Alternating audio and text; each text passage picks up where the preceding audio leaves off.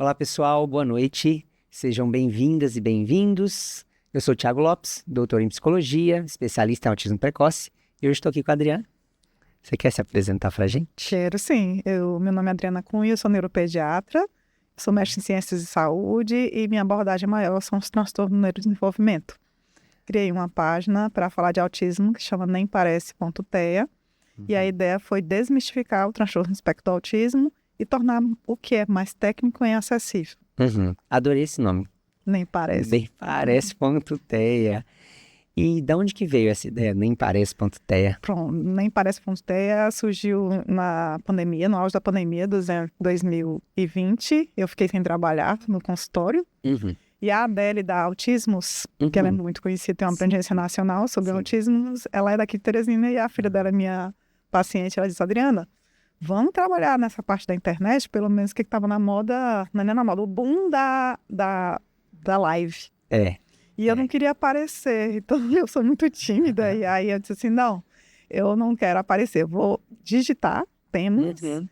E eu queria educar minha família, na verdade, na época, pela casuística da minha família ser alta do transtorno do espectro do autismo. Eu sou mãe de 2 autistas, e na minha família tem vários autistas, alguns diagnosticados, outros não. Então isso vai unir o útil ao agradável. Eu estou aqui em casa. Sim. Não quero gravar lives, mas quero fazer um serviço de prestação para a sociedade e também para minha família. E aí eu comecei a falar sobre o autismo, os principais sinais de alerta, o que conduzir inicialmente. Como eu gosto de neurobiologia, eu falei da como é que funciona a fala, os mecanismos da linguagem e por aí vai, as alterações sensoriais. E já que eu sou neuropediatra, vamos tentar fazer essa roupagem um pouco mais didática. E eu fui professora de 2 faculdades antes de ser mãe de autistas. Então, assim, era a minha parcela de sublimar a parte da educação, e que no caso informal. Adriana, boa de conversa, a gente tá batendo papo antes, né? Então, aí o Nem Parece veio com também o nome, porque o nome Nem Parece, de tanto dizerem que minhas filhas não pareciam autistas. E é uma terminologia que aparenta ser preconceituosa, né, inicialmente, mas a gente tem que ter ideia que as pessoas não entendem do autismo. Então, eu não posso sair criticando a população geral que não tem informação. Se eu, como neuropediatra, eu tive que fazer o curso de medicina, eu não sabia nada de autismo. Eu fiz o curso de pediatria, eu não sabia nada de autismo. Eu fiz neuropediatria na década de 90 e eu não sabia nada de autismo. Então, os nomes eu não vou falar aqui, que a história já tem escrita, mas o DSM era 4, ainda nem se falava direito do autismo, as terminologias nós não dominávamos, né? Então, assim, quando eu me formei, né, terminei a residência em neuropediatria, não se falava em autismo, mas atendíamos pacientes com deficiência intelectual. Sim. Algumas nuances nós interrogávamos, né, dos transtornos invasivos do desenvolvimento. Na época, era transtorno invasivo do desenvolvimento, e nós colocávamos um CID geral, que era transtorno global do neurodesenvolvimento. Sim. E aí, nesse bojo, nesse grupão, estavam lá os autistas. E o que dirá falar de um autista sem deficiência intelectual? Não se falava, não se encontravam, eles estavam escondidos no mundo. Era só clássico, era só os clássicos que a gente identificava, e olhe lá. E olhe lá. E o diagnóstico super tardio, que era uma pena, né? Então, diagnosticar precocemente veio lá no DSM-5, né? Então, o DSM-5 foi um divisor de águas na neurologia, na psiquiatria e nas questões das intervenções, né? E nessa história, né, do espectro do autismo, nos agradou muito o nome, né? Transtorno do espectro do autismo. Porque, enfim, ampliou, né, o olhar do autismo, já que se colocou ele realmente num espectro de manifestações e nessas mesmas manifestações, indivíduos teriam ou não determinadas manifestações. Então, assim, para nós da neuropediatria, foi assim, agradou muito. Porque, enfim, abriu esse leque. Abriu porta para os Nem Parece. Os Nem Parece, exatamente. Os Nem Parece passaram a realmente poder ser reconhecidos. E a gente vê, né? Mas é interessante, eu gostei da transparência, porque muitas vezes as famílias acham que porque é neuropediatra, é especialista em autismo. E tem um estudo de 2018, eu participei da elaboração depois da parte estatística e do artigo da elaboração, que traz o seguinte, entre psiquiatras, pediatras e neuropediatras no Canadá. Em média, eles tinham tido menos de 40 horas de formação sobre autismo ao longo de todos os anos de estudo. Então, nem todo médico é especialista em autismo, nem todo pediatra é especialista em autismo, nem todo neuropediatra é especialista em autismo, né?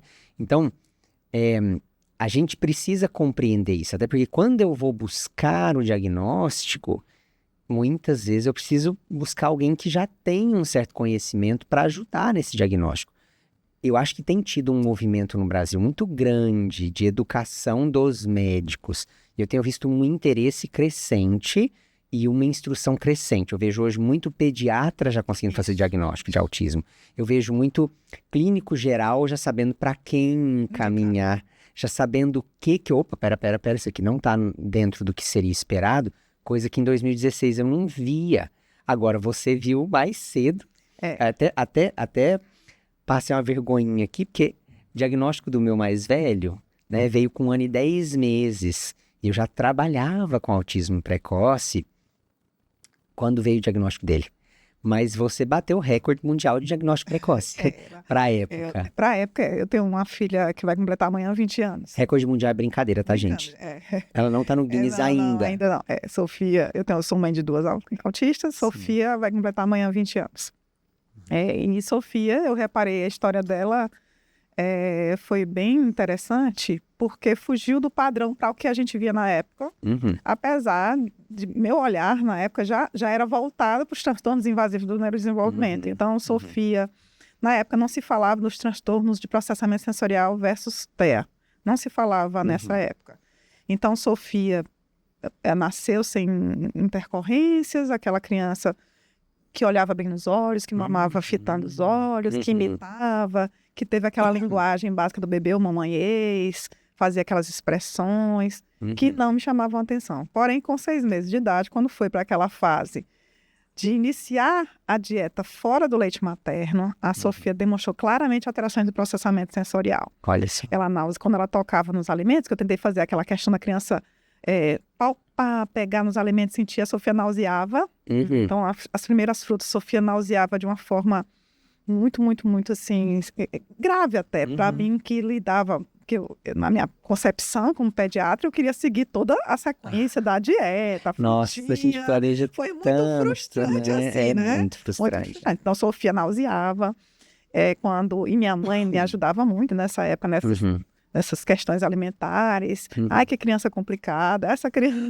Essa menina eu já criei 4. Você tá discutindo essa menina de manhã. Então, essa menina é muito manhosa. Então, a Sofia foi muito difícil. A introdução alimentar dela foi muito, muito, muito, muito, muito complexa. E na época eu tive que abdicar até de carga horária de trabalho, porque as refeições eram, para mim, um caos.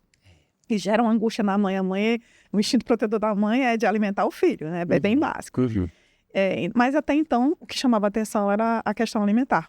Com 1 ano... Com 6 meses de idade, hein, gente? 6 meses de idade. Já tinha uma alteração sensorial que me tão significativa.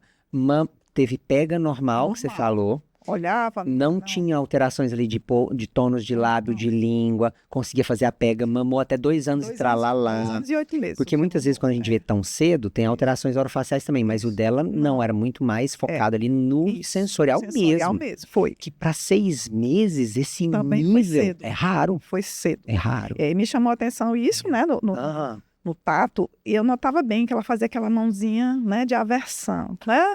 E a saliva, ela fica hipersalivava. Mas não dava para dar diagnóstico de nada, lógico, né? Nem se falava disso. Essa hora que a Estel tá falando, tá tudo... Tá vendo? Eu falo. Agora, então, e Sofia também era seletiva nos colos. Sim. Eu reparava que ela era uma criança, eu lembro bem que ela fazia um franzimento de testa, uma mãe dizia assim, ela é muito geniosa, né? Não era aquela criança que gargalhava para todo mundo, ela era seletiva nas gargalhadas, mas com quem ela tinha muito, os mais próximos, ela interagia super bem.